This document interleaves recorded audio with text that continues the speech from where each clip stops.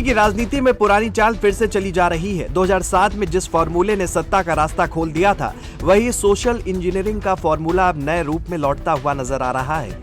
फर्क सिर्फ इतना है कि इस बार खेल थोड़ा बदला हुआ है। कभी दलित ब्राह्मण समीकरण बनाने वाली राजनीति अब ओबीसी ब्राह्मण गठजोड़ की तलाश में नजर आ रही है। 2027 के विधानसभा चुनाव से पहले ब्राह्मण वोटरों को लेकर राजनीतिक दलों की हलचल साफ दिखने लगी है और उसी को लेकर इन दलों ने ऐसा कदम उठा लिया है जिससे यूपी की सियासत में इन दिनों वो दिख रहा है जो 2027 के चुनाव के लिए निर्णायक माना जा रहा है। क्या है वो कदम और इससे क्या कुछ बदलेगा, सब कुछ बताएंगे आपको इस वीडियो में। दरअसल यूपी में ब्राह्मण आबादी करीब 12% मानी जाती है। समझने में ये सबसे बड़ा वर्ग है और कई सीटों पर चुनावी नतीजों को प्रभावित करने की क्षमता रखता है। यही वजह है कि जैसे जैसे 2027 के चुनाव नजदीक आ रहे हैं, लगभग हर राजनीतिक दल ब्राह्मणों को साधने की कोशिश में जुट गए हैं।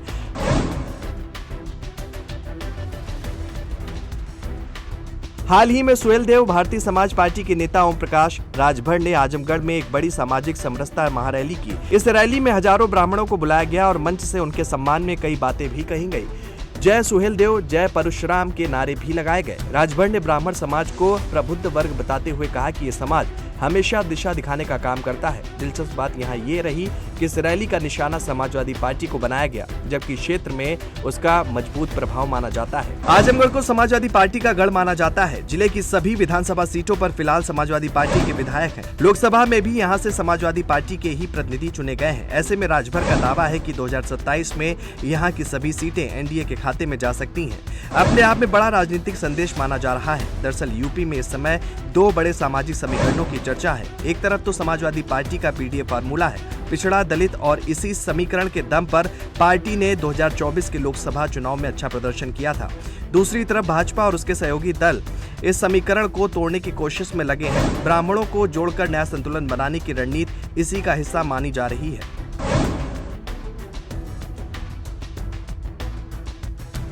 राजनीतिक हलकों में यह भी चर्चा है कि भाजपा के भीतर भी ब्राह्मण और ठाकुर नेताओं के बीच खींचतान की बातें समय समय पर सामने आती रही हैं। हाल ही में भाजपा के ब्राह्मण विधायकों की एक बैठक भी चर्चा में रही थी। इसी पृष्ठभूमि में ब्राह्मण वोट बैंक को लेकर नई हलचल और ज्यादा महत्वपूर्ण हो जाती है। समाजवादी पार्टी भी इस बदलाव को समझ रही है। पार्टी ने विधानसभा में माता प्रसाद पांडे को नेता प्रतिपक्ष बनाया, जो ब्राह्मण समाज से आते हैं। इसके अलावा अखिलेश यादव समय समय पर ब्राह्मण नेताओं से मुलाकात कर राजनीतिक संदेश देने की कोशिश करते दिखाई देते हैं।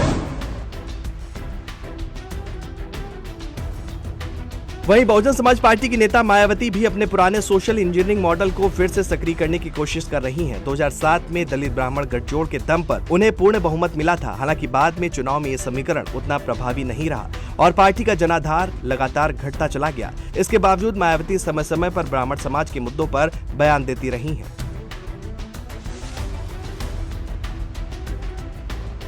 इस पूरे घटनाक्रम में कांग्रेस की भूमिका फिलहाल शांत नजर आ रही है। पार्टी यूपी में समाजवादी पार्टी के साथ गठबंधन में है और राष्ट्रीय स्तर पर राहुल गांधी की राजनीति ओबीसी मुद्दों पर केंद्रित दिखाई देती है। हालांकि इतिहास बताता है कि एक समय ब्राह्मण वोट बैंक कांग्रेस का मजबूत आधार हुआ करता था। कुल मिलाकर 2027 के विधानसभा चुनाव से पहले यूपी की राजनीति में ब्राह्मण वोट बैंक फिर से केंद्र में आ गया है। भाजपा, समाजवादी पार्टी और बहुजन समाज पार्टी तीनों अलग अलग तरीकों से इस वर्ग को साधने की कोशिश में जुटी है। सवाल यही है कि क्या नई सोशल इंजीनियरिंग सच में चुनावी समीकरण बदल देगी या फिर ये सच में रणनीति तक ही सीमित रह जाएगी। इसका असली जवाब तो 2027 के चुनावी नतीजे ही देंगे।